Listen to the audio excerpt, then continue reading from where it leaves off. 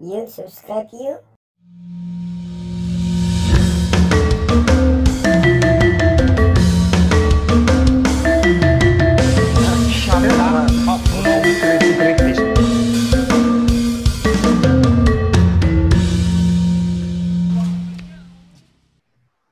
Nah, generasi Z, generasi zombie. Zombie.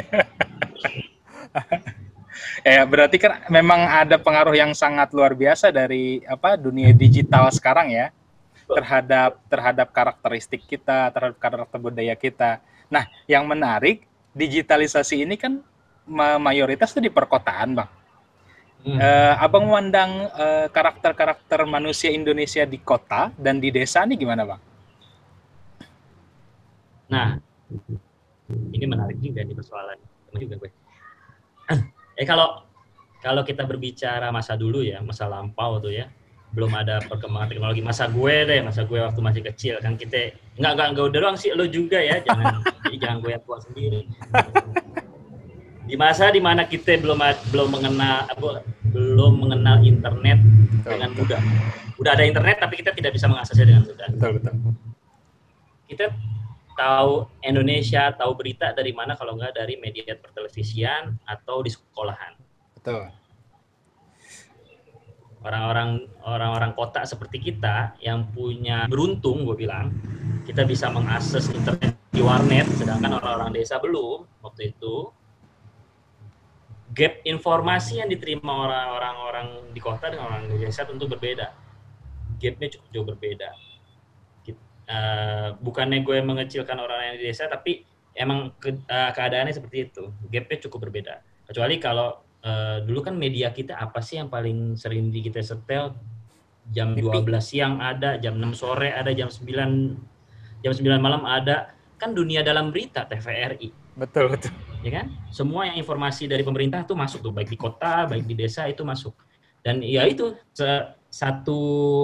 sekatanya kita di situ berdasarkan basicnya itu. Jadi ya memang harus diakui zaman dulu orang kota sama orang desa gapnya agak terlalu sedikit jauh gitu mengenai informasi, mengenai perkembangan teknologi. Cuma sekarang, nah ini yang harus kita jelaskan lagi nih. Sekarang semua orang baik di desa, baik di kota udah punya gadget masing-masing. Bahkan yang gue demen adalah orang-orang desa yang menggunakan gadget itu lebih bijak daripada orang-orang kota. Betul tuh. Kenapa tuh Bang bisa begitu, Bang? Karena mereka ingin desanya lebih jauh. Dulu sistemnya desentralisasi ya kan Bang ya. Semua di pusat. Sekarang udah otonomi daerah. Semua daerah bebas mengembangkan daerahnya masing-masing. Kemampuan teknologi manusia, SDM manusianya meningkat, teknologi juga makin meningkat, dimanfaatkan. Orang-orang desa lebih mampu menggunakan kemajuan teknologi dengan lebih bijak. Mereka mampu memanfaatkan media teknologi yang lebih maju untuk memperkenalkan desanya ke Indonesia.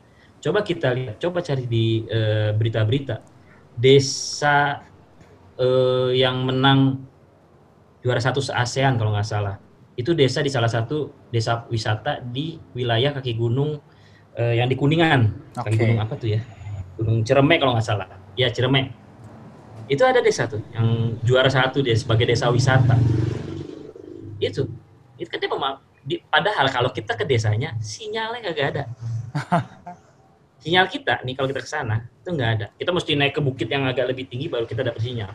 Tapi dengan pola begitu mereka tidak berkecil hati, mereka mampu merubah desanya dari yang tadinya desa yang tidak terkenal sampai dia terkenal dan jadi desa pariwisata.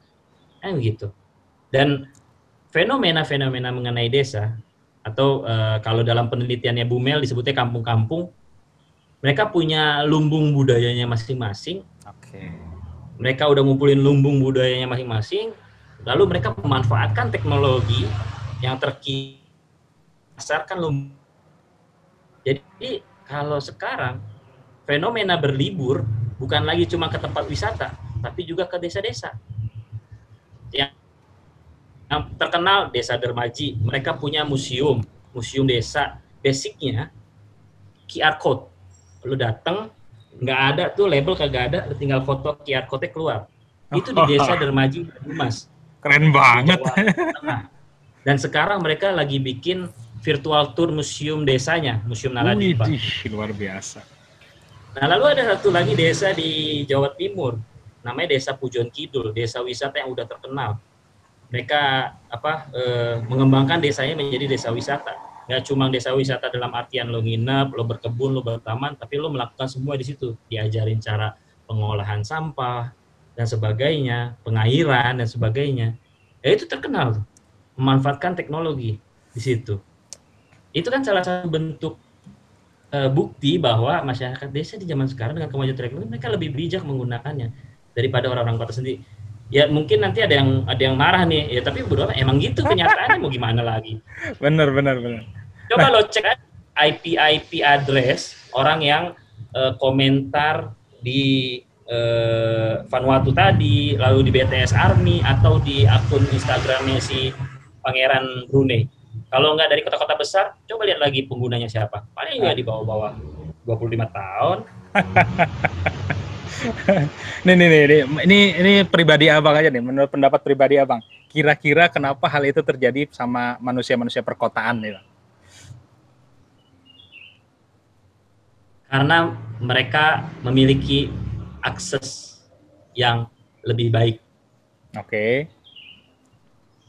Kemajuan teknologi yang datang pertama kali ke kota, ya mereka pasti nemu. Kayak gitu. Atau karena gabut nih Bang? Karena gabut jadi ngomentarin orang aja kerjanya. Bisa jadi seperti itu. Tapi manusia prasejarah dulu masa berburu dan meramu kan. Lalu alatnya tuh alat-alat batunya masih kasar ya. Masih pokoknya ada batu dicacah udah kasar deh. Tapi setelah masuk ke masa bercocok tanam, mereka udah bisa nanam tanaman, mereka kan harus nunggu sampai tanamannya panen kan?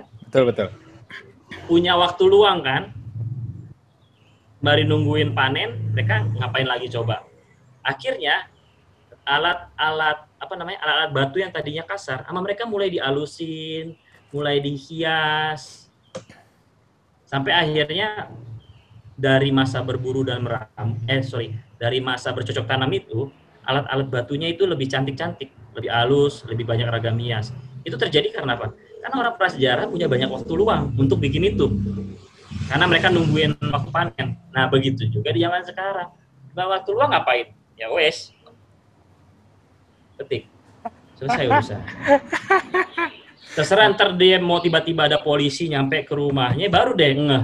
Udah tulis surat materai permohonan maaf, kelar urusan. Luar biasa. Gitu. Waktu luangnya memang kita kebanyakan, umur 25 tahun apalagi, susah nyari kerja gitulah kasarnya. Betul. Gitu kan. Orang mau lulus SMA, mau kerja apa ya, gitu. Ya udah, waktu luang lah. Menarik nih bahas fenomena waktu luang nih ya. Kalau di kota kan semua serba gampang tuh. Kalau mau makan mah tinggal ke warteg atau pesen Gojek sekarang.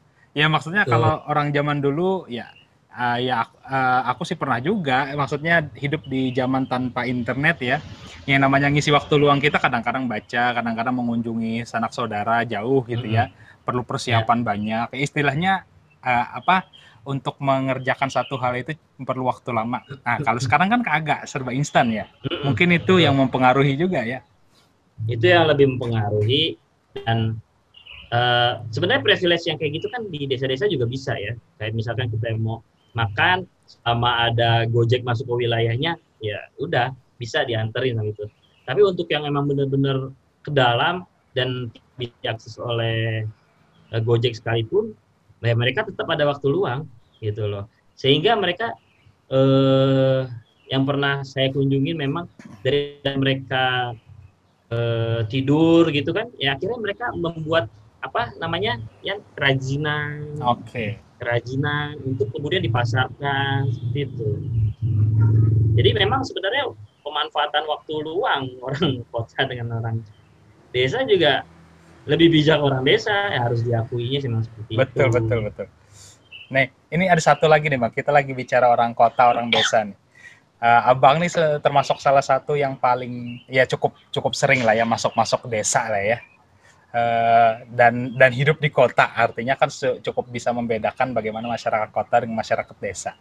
Kemarin tuh gue pernah diskusi Bang, bahwa katanya memang orang desa ini lebih tadi legowonya tuh masih ada, sopan santunnya masih ada, dan mereka yang paling utama adalah tingkat kesetresan mereka tuh jauh lebih rendah daripada orang kota, Bang. Ini kira-kira gimana nih pendapat Abang nih? Oke. Hampir sama memang pendapatnya sama yang kemarin yang tadi lo sebutin, yang orang desa yang seperti itu, dan lebih legowo, lebih murah senyum gitu kan, nggak mereka lebih lebih terbuka. Oke. Lebih terbuka sama orang luar. Tapi mereka juga punya tadi yang gue bilang self control atau local genius. Mereka mampu. Ini kalau orang luarnya rese, sama mereka pasti bakalan dikeluarin tuh. Okay. Tapi kalau mereka orang desa itu ngelihat seseorang yang baru masuk ke desanya dengan maksud baik dan sebagainya, jangan lupa kalau kemudian lo pulang, lo dibawain oleh-oleh paling banyak. Waduh. Dan lo saat lo balik lagi ke sono, udah care aja udah. Wah, Pak Ede, apa kabar? Pasti. Karena memang kesan buat orang desa itu sendiri, kesan terhadap orang luar itu sangat berasa buat mereka. Jadi kalau lo masuk ke suatu desa dengan maksud baik, dengan tujuan yang baik, pasti akan sama mereka tuh pasti bakalan sangat dikenal. Lo saat lo balik lagi ke sono, udah privilege lo tinggi udah. Lo meminta apa juga diiyain udah. Kasarnya gitu. Dan memang itu orang-orang desa lebih bijak berkehidupan, kalau gue bilang gitu. Entah itu kehidupan teknologi, kehidupan sosial, seperti itu. Dan mereka mampu mereka memiliki rasa semangat ingin memperkenalkan desanya ke halayak luas, ke halayak umum. Mereka pengen. Jadi karena gue bisa ngomong gitu karena memang kebetulan setahun kemarin kan hampir 1 tahun gue ikut Bumel ke desa-desa tuh. Jadi ya gitu, saat lo balik lagi, ya udah kayak begitu ceritanya. Udah dijamu habis-habisan. Emang kesan orang desa kalau udah dia seneng, udah akan begitu terus. Dan menurut gue mereka lebih bijak dalam berkehidupan itu. Iya. Nah, ini sangat sangat menarik bagi gue, Bang. Karena memang di gambaran otak gue, orang Indonesia yang asli itu yang itu, orang-orang desa itu yang humble, baik, terbuka, penuh jamuan. Nah, sekarang fenomenanya adalah masyarakat di kota, terutama anak-anak generasi mudanya, justru tidak begitu gitu. Kemana Indonesia kita? Kemana orang-orang keramahan kita, keramah tamahan kita? Ini kira-kira dari mana sih masalahnya, Bang? Masalahnya sebenarnya satu, Bang.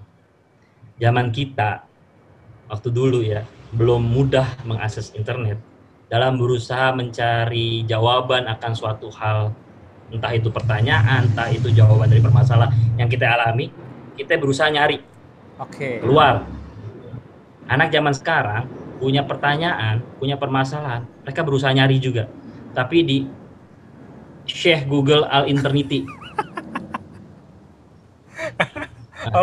Tuh.